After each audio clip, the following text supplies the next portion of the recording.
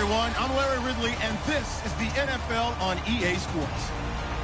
We've got a good one on tap today, and there's going to be two quarterbacks ready to get it done on the gridiron. It's the Broncos going up against the Bills. With that, let's send you up to Orchard Park in Western New York, where we say hello to our commentators, Brandon Godden and Charles Davis. Thank you very much, Larry. We are here on a beautiful afternoon for football. Today, we're set for a good AFC matchup between the Denver Broncos and the Buffalo Bills.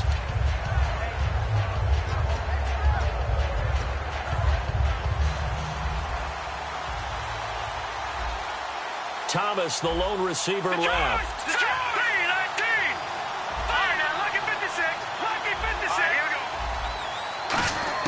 On 1st and 10, Simeon. And it pops free. The collision there jarred the ball loose and brings up 2nd down. The offensive lineup now, and the guy we highlight, Emmanuel Sanders. You can use him in any spot as a wide receiver. In the slot, out wide, it doesn't matter. He just makes plays.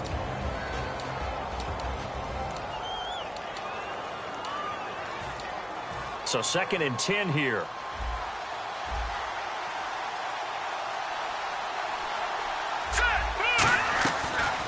Now a carry. It's C.J. Anderson. And down he goes, but he takes it up to the 40. And a nice carry there of 15 yards.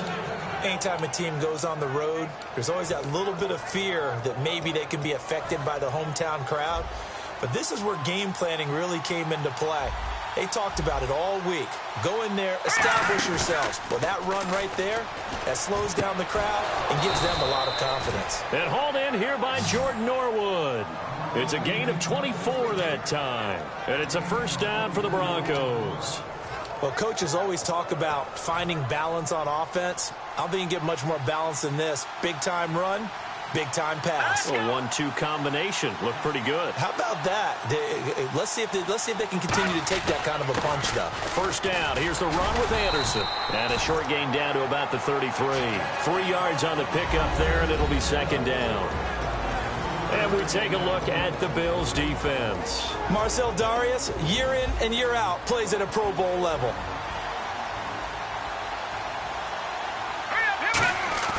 On 2nd down, here's Simeon. And the hit jarred it loose. It's incomplete. Virgil Green is tied in, the intended receiver. And that'll make it 3rd down. And the offense looking to pick up the 1st down after the 2nd down incompletion. Throwing on 3rd down, Simeon. And incomplete here on 3rd down. He was looking for Jordan Norwood that time. And it's 4th down. So on 4th down, on comes Brandon McManus and the field goal unit for the Broncos. From the right hash and call it an even 50 yards. And did he have enough? He did. He kept it on line and managed to tuck it into the bottom right corner. And the Broncos, the first to grace the scoreboard. It's 3-zip. A little bit of a lower trajectory there on the deep kick, and it worked. Had to do it because he had to drive it out low because of the length of the kick. Able to do that, got it above the defense and over the post. Fielded about a yard deep. And he'll be brought down at the 23, make it the 24-yard line.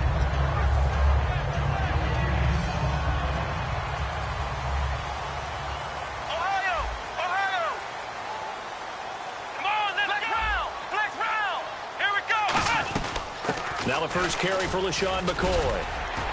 And he'll go down right at the 30-yard line. For McCoy this year, 5th time in his 8-year career that he's topped the 1,000-yard mark. Charles, first time he's done it with the Bills, though, finished with 1,267. And he's the type of player that you can build around. And what I mean by that is, as a runner, as a pass catcher, he does a little bit of everything, and he opens up the offense for everyone else around him, the complementary players. But he's a guy, heavy-duty ball carrier, and also get him in space, and he can break people down. It's a loss of 4. Now 3rd down. When we did DeMarcus Ware's games in Dallas, didn't we spend most of the time talking about him rushing the passer? We did, and how about now? Oh, boy, he's expanded his game in a big way. Really does a great job in the run game now, using his length, using his leverage to hold the point of attack and make plays as we just saw there. Now it's Taylor. There he goes left side. 20, 10, and all the way home for a Bills touchdown. Mike Gillislee, 74 yards, and the Bills have taken the early lead. Well, he's used to running it that distance. Here he had to catch it, too, before making the run. Heck of a play for the score. There's not many things better for an offense than a back who is a complete guy who can run it and catch it. And we just saw him complete a big-time play for a touchdown. This will be taken to the back of the end zone. So the Broncos coming out now. And fortunate to get points on the board last time. They had to hit a really long field goal to do so. The kickers in today's game are so good and so skilled and hit from distances that we almost start to take them for granted. And we can't do that. That's a long field goal that they got 3 points out of. They've got to feel good about that, and they better make sure they love him up because he's helped them out. Yeah, now we'll see if that offense can put 6 on the board here. We'll see.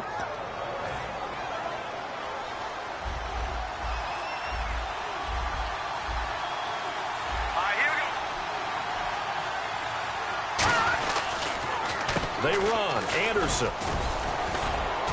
And able to push his way forward here for a good little gain.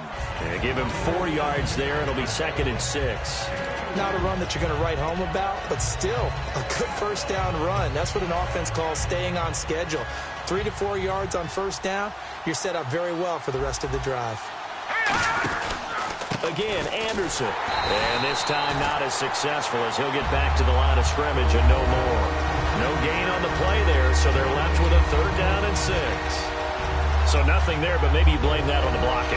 Yeah, at some point you've got to win at the point of attack, and on that play, that was all the defense. They made it happen.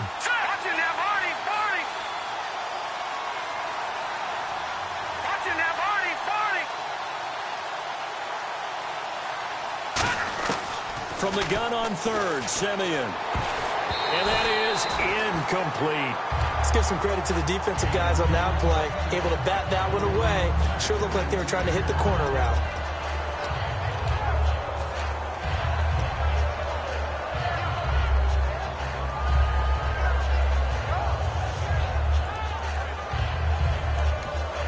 And now the Bills are going to stop it as they call a timeout.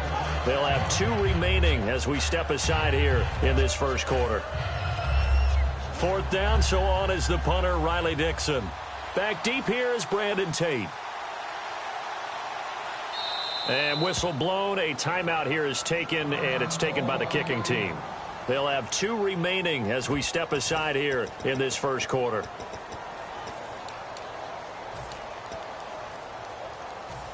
And they're going to at least line up to go for it here on 4th down.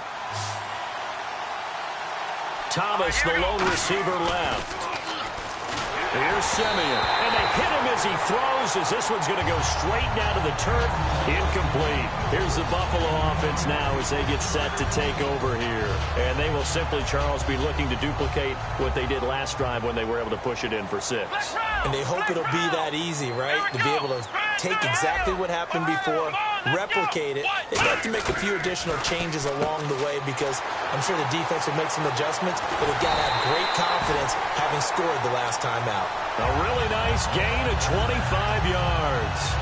Never make the mistake that the slot receivers, especially the little guys like we're watching here, are just quicker than fast. A lot of them combine quickness and speed, and they catch a lot of footballs as we just saw there.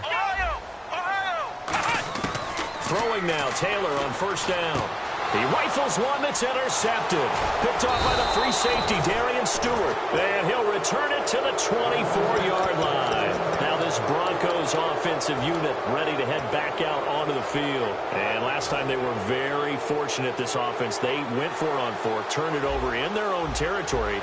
But the other guys held up. They didn't give up any points. So how about the guy with the #1 headset on the sidelines, the head coach? That was planned going into it, not necessarily to not get the first down or to have the defense have to hold up. But he trusted his defense. Trusted his defense very much, and I think that that's how he's going to play this game. Go for it, be aggressive, because I've got the wild bunch backing me up over here on my own sideline. We'll see what his offense can do. And he gets this one just shy of the 40. They'll mark him down at the 39. Back alongside Charles Davis, I'm Brandon Gaudin. It's Bronco football to begin quarter number 2. And they've got it here with a first down.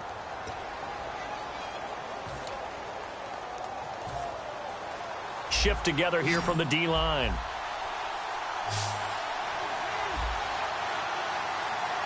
Thomas, the lone receiver left.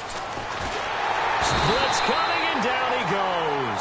Lorenzo Alexander coming hard on the blitz. He dumps him for a loss of 8. Now, we talk about players blitzing all the time. I often laugh and sometimes call it just straight-ahead pursuit. What a running start right back to the backfield for him. Yeah, it really didn't give anybody a chance to get up there and stop him. No, I mean, that's really, really difficult. You're asking a whole lot anyway, but when he gets that kind of a start and comes through clean, oftentimes the advantage definitely goes to the defensive player.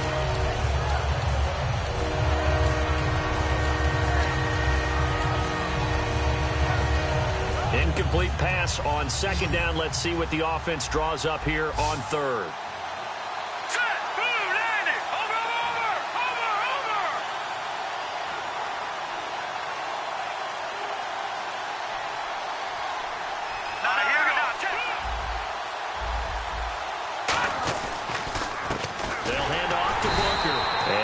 This up only to about the 33.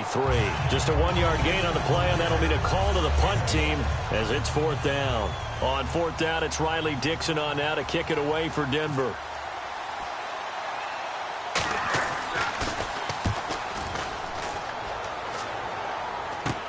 On the return, it's Tate.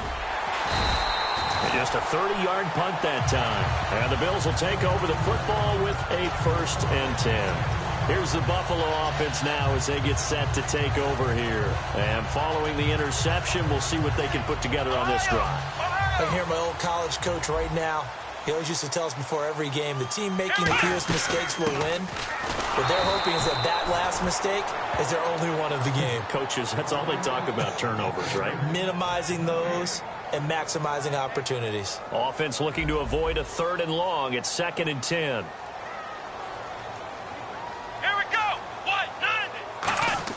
From the shotgun, it's Taylor. And the open receiver, it's Robert Woods. They give him 13 yards there on the play and a fresh set of downs. That was a nicely run slant route, and what the receiver's trying to do is make the defender think he's going upfield for a deeper route, and then breaks it off, usually after about 3 to 4 steps, and cuts towards the middle of the field. And now what he's trying to do is use his body to keep the defender away from the football and give the quarterback a really nice target. All right, different topic here. 2018, the Super Bowl, traveling north, far north to Minneapolis. Early predictions for that one. Who you got? Well, you know, everyone's still waiting in the NFL for a home team to play in its home stadium, right? So could the Vikings be that team? I'll start in the NFC, and I'm going to say no.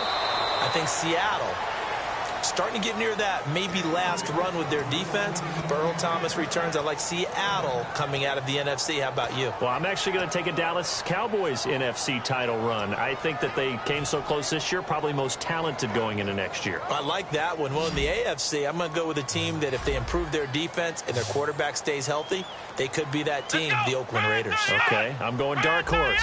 Cleveland Browns. Let's go. Hey, from worst to first. And incomplete. The contact made the ball roam free and brings up 4th down.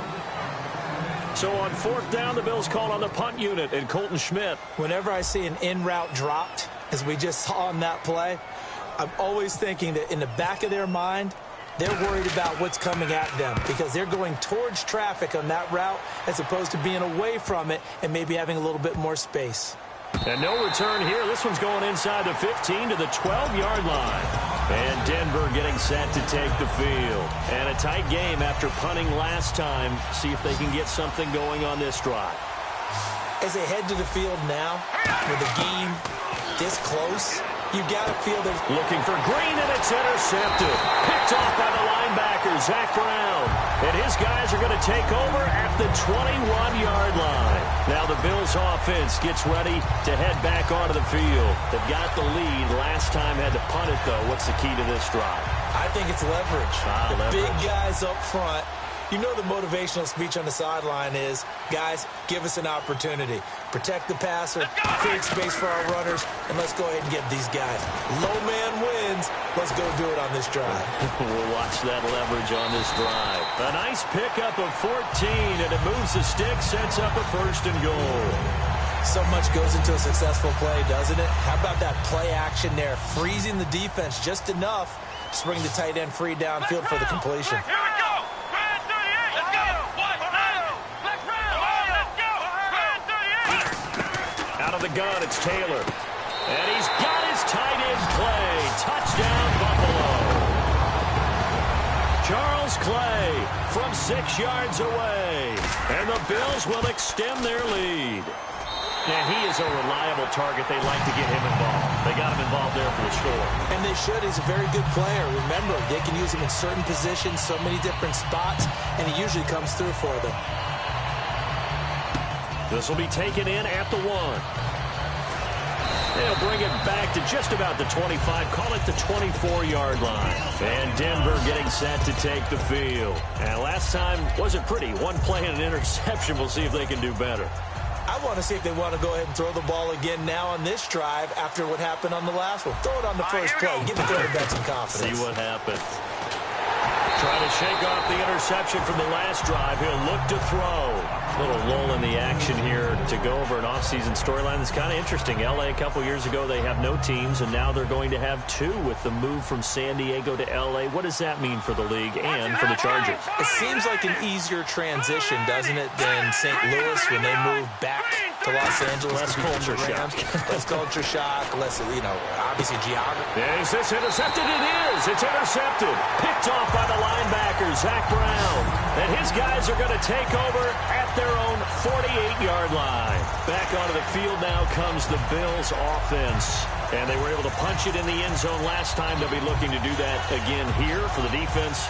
Obviously, they'll be looking to stop them from punching it back in the end zone. It always is punch-counter-punch, isn't it? And which team has the advantage? Well, let's just go back. Last time on offense, they rolled downfield, got into a good rhythm. You can see a little more bounce in and out of the huddle. You can see the sideline really get into the game. So defensively, you're thinking to yourself, how do we take that away from them? How do we get the advantage back? Let's see what they come up with. I think pressure is always the first way to go. You love pressure. I love it. We'll see if they dial it up this drive. Flex round. Come on, let's go. Grand 38. Ohio. On second down, it's McCoy. And he's going to fight his way forward here for a modest gain. They get 6 here after the incompletion, and it'll leave them with a 3rd and 4. And once again, leverage wins. The offensive line, lower than the defensive front. They moved them and found some good space for the guy carrying the ball.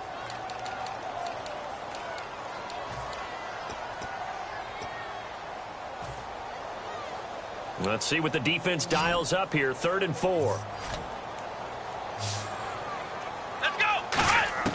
From the gun, it's Taylor. And he's got his man. It's the tight end play. A gain of 13 and also a first down. There's a completion. Now whistles come in. We're going to get a timeout here by the offense. So that means they're down to 1 remaining here as we head toward halftime.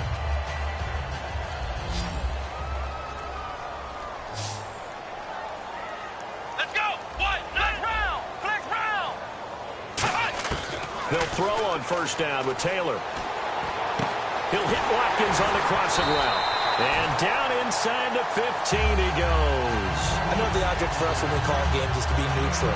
But I have to tell you, I'm rooting so hard for Sammy Watkins to have an injury-free next season. Just to see everything that he can do and give himself the best opportunity so that we can see it. Yeah, over the last 2 years, he's missed 11 games. It's tough. The one bright spot for him, though, is Clemson Tigers did win the national championship. Yeah, I think that's going to give him a little bit of comfort, but what he wants more than anything, a healed foot and a chance to be the #1 receiver he was drafted to be. And Buffalo wants that, too. Creeping up on a minute to play in this first half. They'll come up now in the Wildcat package. Here's a direct snap to McCoy. And running room hard to come by here. He gets it down to the 8. Just a yard on the pickup there, and it'll leave him with a 3rd and 3. Now hold everything here. We're going to get a timeout by the offense. And with halftime on the horizon, they'll be out of timeouts from here forward.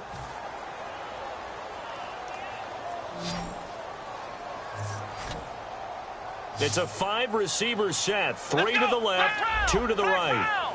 Here we go. Flag round. This time Taylor will throw. And this is going to be incomplete. Sammy Watkins, the intended target, and it's 4th and 3. Dan Carpenter now for the Bills field goal. This from 25 yards out. And Carpenter knocks it through, and they will stretch the lead now to 17 to 3. So the drive takes them inside the 10, but it ends with just 3. And a nice job defensively to rise up and make sure they didn't get in. This will be taken in at the 1. And he'll take it back to about the 19-yard line. And Denver getting set to take the field. And what do you think goes on here in this situation? If you got the football, you're trailing, you're back in your own territory with just a little time. Do you try something? You're thinking about jump-starting your team, right? You just mentioned it. They're down. They're trying to get back into the game. But you got to figure if something goes wrong, you may have put yourself in a spot where you may not be able to come back in the second half. Managing risk. Now whistles come in. We're going to get a timeout here by the offense. So that means they're down to 1 remaining here as we head toward halftime. Thomas, the lone receiver, left. Let's go. Blue landed. Simeon on first down. And the catch made. This is Emmanuel Sanders. Sanders, the former SMU product, had 79 catches last year, over 1,000 yards, 5 touchdowns. They're going to need more of him in Denver if they want to get back into the playoffs. Part of a great tandem, he and Demaryius Thomas. And Demaryius plays out wide. He's one of those guys that you send him out there and let him work one-on-one and use his big body and his big frame to get open. Emmanuel Sanders, he has the ability to work inside as well. And he's not just quick, he's also fast, and he's dependable for a quarterback because a lot of the routes he runs are right in the sight line. Easy throws for a QB. On 2nd and 10, Simeon. And for the 3rd time here in this half, it's intercepted. Picked off by the linebacker, Zach Brown. And his guys have got it back at the closing stages of the first half. Now the Bills offense gets ready to head back onto the field. And with time quickly fading here in the second quarter, not sure how aggressively, offensively they want to play this. I think we'll find out just how much they trust their guys in this situation if they decide to take a shot. Partner, it's a lot of fun watching the NFL now, isn't it? Because when the big fella runs routes...